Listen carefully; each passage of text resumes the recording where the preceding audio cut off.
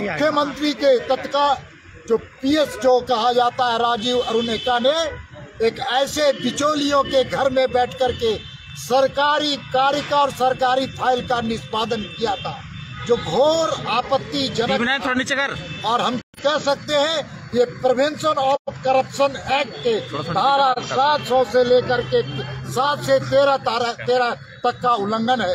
ये हम कह सकते हैं ये ऑफिशियल सीक्रेट्स एक्ट का 3 भारतीय जनता पार्टी का एक उच्च स्तरीय प्रतिनिधि मंडल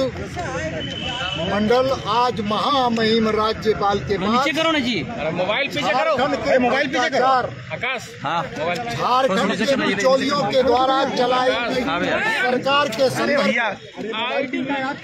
हम लोगों ने एक ज्ञापन देने का काम किया। नीचे करो ना तुम्हारे। हम सब लोग जानते हैं कि श्रीमान बाबूलाल मरांडी विधायक दल के नेता प्रतिपक्ष के नेता ने कल एक वीडियो क्लिप जारी किया था और उस वीडियो क्लिप में स्पष्ट रूप से है कि मुख्यमंत्री के तत्काल जो पीएस जो कहा जाता है राजीव अरुणेका ने एक ऐसे बिचौलियों के घर में बैठ करके सरकारी कार्य का और सरकारी फाइल का निष्पादन किया था, जो घोर आपत्तिजनक।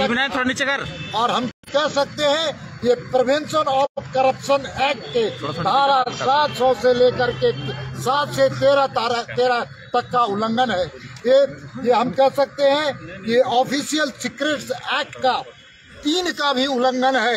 इसलिए हम सब लोग फरियाद करने के लिए आए कि वो राजीव अरुणेका जिस बिचौलिए के यहाँ बैठ करके गलत काम करवा रहा था और पैसे असूल रहा था, वो किसके इशारे पर इस प्रकार के काम को कर रहा था।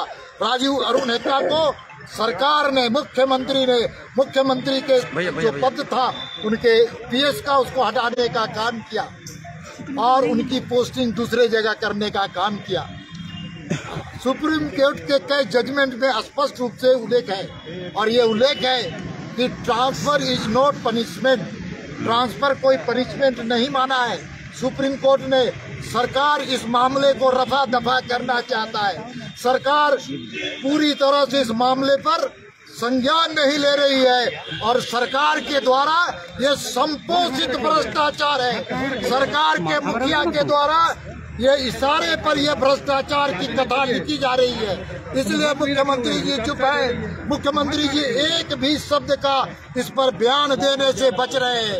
इसलिए भारतीय जनता पार्टी के प्रतिनिधि मंडल आज महामहिम राज्यपाल से मिलकर के अपने न्याय की गुहार लगाने के लिए आई है। 3.5 करोड़ जनता की मांग है कि इस पूरे प्रकरण की जांच सीबीआई से होनी चाहिए और इसलिए महामहिम के पास आकर हम लोगों ने गुहार लगाने का काम किया कि इस प्रकरण की जांच सीबीआई से हो, राज्य सरकार को निर्देशित करे महामहिम राज्यपाल और पूरी तरह से निष्पक्ष रूप से जांच होनी चाहिए।